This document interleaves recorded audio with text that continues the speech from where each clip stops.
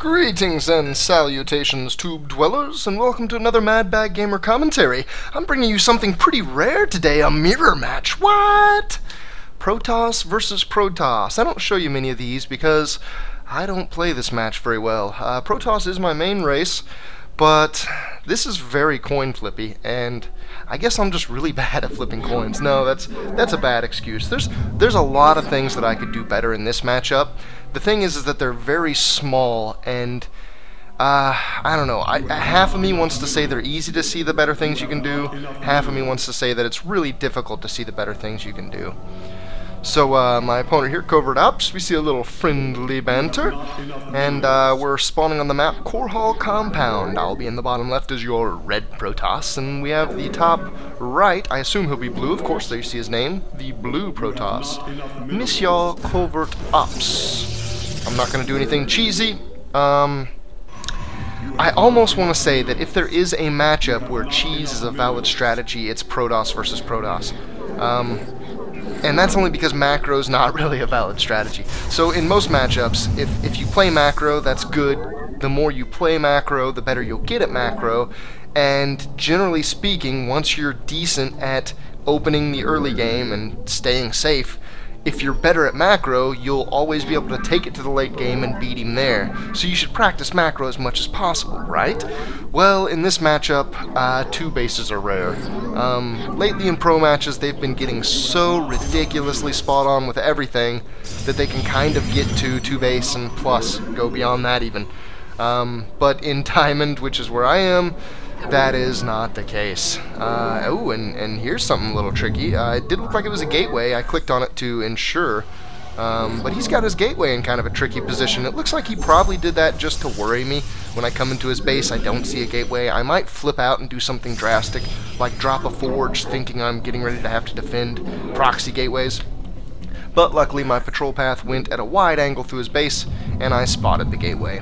Now I'm just going to patrol around his base so I can kind of keep a track on his chrono boosts and or see if that second gas comes down.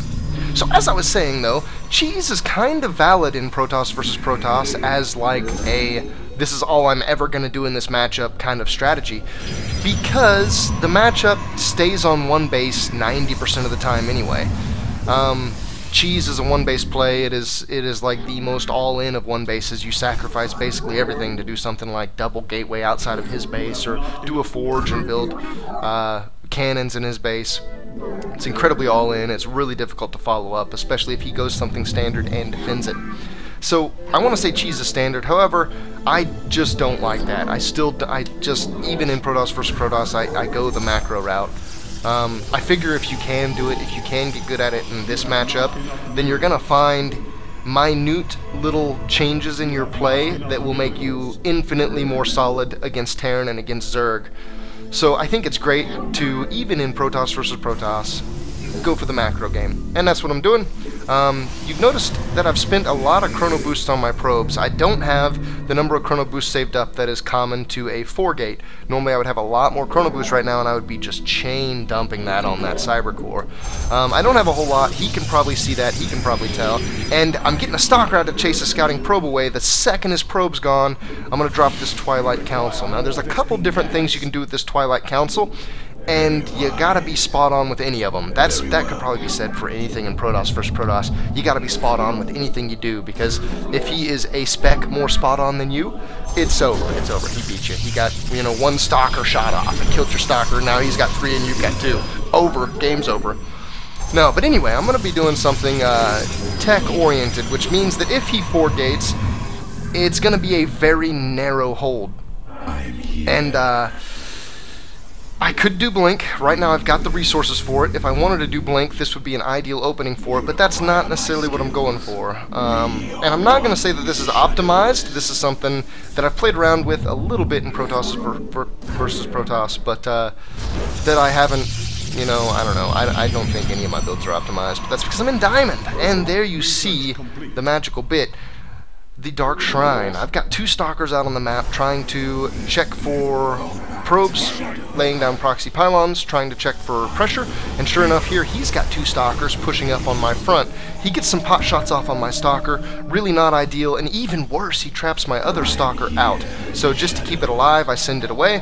I'll be bringing it back very shortly though. I have the Zealot. I expect that my Zealot gives me an advantage here, but he has a Zealot. Oh, and he has Zealot warp-ins. He just got 1 Zealot warp-in down there, and then another 3, meaning he has a 4-gate, and 3 of them were just slightly delayed. So I can pin him. I know that he's doing a 4-gate, and this is not pretty. He has, because he engaged a little weird, I ended up taking some Zealots from him, which was great for me.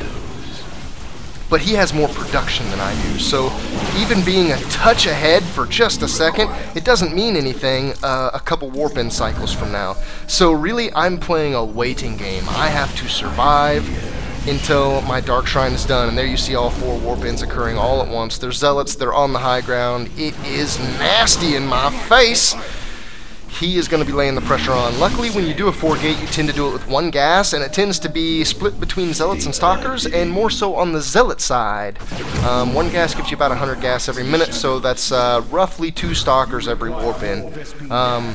And then a little bit less once you start getting Chrono Boost on your warp-ins, and then once you get enough, deep enough into the game that you can't even support the 4 gateway. 1 base, especially where players tend to cut probes, you can't even support production of 4 gateways. So here, my micro's a little bit sloppy, but I bought just enough time to get my Dark Templar out. And the great thing about going Dark Templar against a 4-gate is that if he's going a 4-gate, he's going to do it in a very maximized way. He's going to do it in the most efficient way he possibly can, and that means he's going to not have any technology. He's not going to have a Robo Bay. He's not going to have any of that stuff. So when your Dark Templar get out, there is no way he can deal with them. So luckily I had just enough time to defend his push with my Dark Templar, and now no doubt he's backing off and he's trying to get up what he needs to respond to these Dark Templar, which might be a forge and a robotics facility. Given that he saw them in my base, it might just be a robotics facility. The robotics facility takes longer to use to respond to Dark Templar, however, it's the more solid way because you can get moving detection, and you need that if you ever want to leave your base. The forge will get you detection faster, but it's through a cannon, so it's stationary.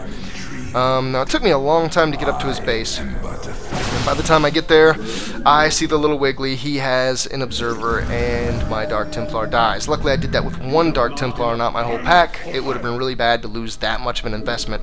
But as is, I might kind of be in a nasty spot. I've invested in Dark Templar, and so far all it's done for me is defend. I have not been able to put any pressure on him with the Dark Templar, and I'm just now getting up to the production he's had this entire time. Now, his production was slowed by interrupting it with the robotics facility and the observer, but overall he still has and has had better production than me. However, I'm using this window of pinning him, this Dark Templar keeping him in his base, to try to get my expansion up. And I have to be really careful right now to not get too many probes if I invest too heavily in my economy, given that the Nexus itself is already a pretty heavy investment. If I invest too heavy with too many probes, then his production will definitely outweigh mine. I've got an Archon. That's going to have some meat in my army. It's going to help me quite a bit. I really think he's got a bigger army than I do right now, though. I'm really glad that he was a little nervous about engaging an Archon. In the early game in Protoss vs. Protoss, a lot of players, especially down in the Diamond League and especially further, it's hard to gauge how strong an Archon is, how much he's going to be able to do for you in the battle. So me having an Archon luckily scared him, although I think he's got a bigger force than I do. Now, I haven't been to his natural since that Dark Templar died, so I don't know if he's expanding or not. If he's just laying on his production, he can make this really nasty for me. My charge did just finish. That allows me to kind of engage favorably, and I think our production might be leveling out now that I've just got a little bit of mining and I've got 2 Nexuses to use to Chrono Boost my gateways. Oh, but he does something tricky. He's going to use that observer he had to get to warp in some guys on the high ground. Very good play on his part, and I'm kind of sluggish in responding to it. He takes some probes, and even better, denies a lot of mining time. And I'm sending some Zealots back to respond fairly quickly. The probe pull is really what saved me there. The Zealots, though, are going to be able to pick that up, and now I just have to make sure I stay safe on the front. And that's being very close. He's got some decent little micro here. He's taken out a lot of my zealots, and though they have charge, he's not taking a whole lot of damage from them. So I'm going to start replenishing with stalkers. This may or may not be a mistake. I just grabbed those 2 zealots that were sitting in my main mineral line, and I put them back in my army so that I could do a good push up here and try to break his offensive.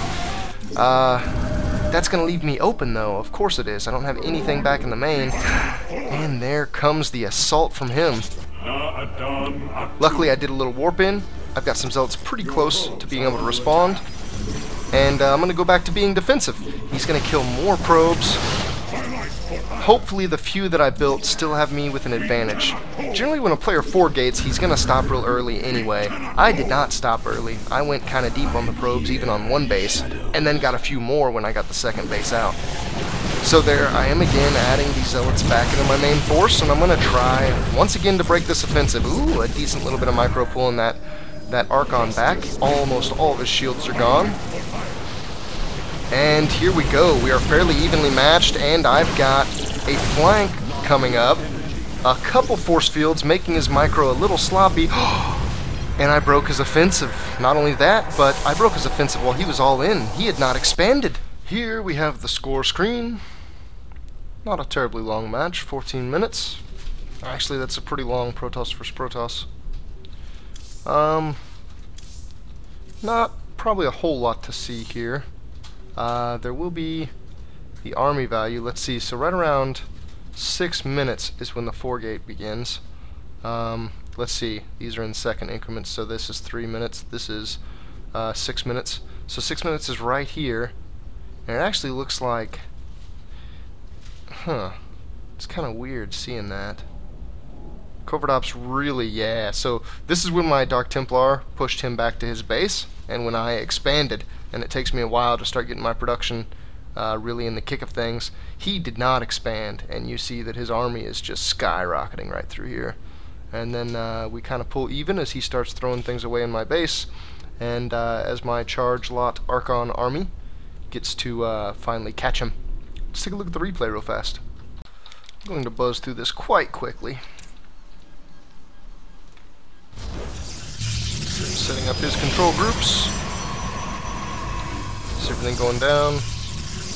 Everything you might expect. Oh, I hadn't noticed that. He trapped a probe doing his crazy gateway shenanigans. This will be one interesting thing to see, is with him 4-gating, was his research a lot earlier than mine. As of right now, I'm actually ahead of him. Okay, so that actually makes the what I was seeing on the score screen a second ago make a little bit more sense. Yep, sure enough, there's his additional 3 gateways. Oh, I didn't catch that probe. Oh, I was doing so good at scouting, but I just didn't come down here. That's such a common place, too. That is a really easy change for me to make, and I would have been able to kill this probe, and it would have slowed his 4-gate way down, and then I could have shown my Dark Templar at his front door. That probably would have been good game. Very small change that I think would have won me this game outright. But I didn't scout perfectly with my initial stalkers. So here we have the battle. He's getting this pylon up. If I could, it would be great to keep my forces here and snipe this pylon. He's got just enough room to do the warping on the high ground, and that's what makes this a really close game. That pressure, it puts me in trouble for a second. I just barely, and even worse, oh my god. I was spinning a lot of my gas. I needed this stalker count to be able to defend this, just because I needed to have a stalker count that was comparable to his. But I had just enough time and got just enough gas to get the Dark Templar in the mix. And putting him on this back foot as hard as I did, yeah, he responded pretty well. The second he saw the Dark Templar, he got the robotics facility up. He's getting his second gas because he knows he'll need it. And after he gets this observer, he can continue his all-in. Let's see some army counts right at the moment. We're really close, but that's with me with Dark Templar. The second he's got the counter to my Dark Templar, this is actually offset. Oh, and he actually took a huge leap there. This is what I was talking about with his production. His production this entire time is ahead of mine. You can see it in that army count. The Archon makes him a little nervous. Oh god, yeah, he's way ahead of me in army count. He probably could have did just a straight push at the front and ended this. I would have had to cancel this. I would have had to get back up into my main and try to chrono boost my gateways, get as many warp ends as possible. The footing would have been a lot more even. He's even got a short supply lead. Oh, but I have the worker lead. I've got 5 workers on him now, and I think I make just a couple more. Yeah, I've got a couple more coming out here. So that makes it to where I can lose, you know, a few, 3 to 4, maybe 5 by the time I get done here. Yeah, I could lose 5 and still barely be ahead of him. He's keeping that 300 to 400 mineral army lead on me. Having that charge is nice. He doesn't have blink, which I would say they're comparable, but blink is better. Having charge allows him less room to micro his stalkers against my zealots, though. And I'm even doing a little bit of pullback of the weak zealots in the front, although that's not perfect. Much of my play in this matchup is not much of my play in general. So what's his turnout here? So far he's killed 4 workers total. Got up to 5, but I've been replenishing just enough that it doesn't matter. Yep, and now, especially with this last gateway, my little bit of an economy lead that I was able to just barely squeak out is turning into a production lead, which is turning into an army lead. And here's where it goes downhill. So there it is. Thanks for watching, guys. Sorry for the slack in content lately. I've been having some CPU and video card heat issues. I'm hoping this will render fine. If you guys don't see it, then I guess don't worry about it. Hopefully I'll be back to cranking content out very soon, though. See you later.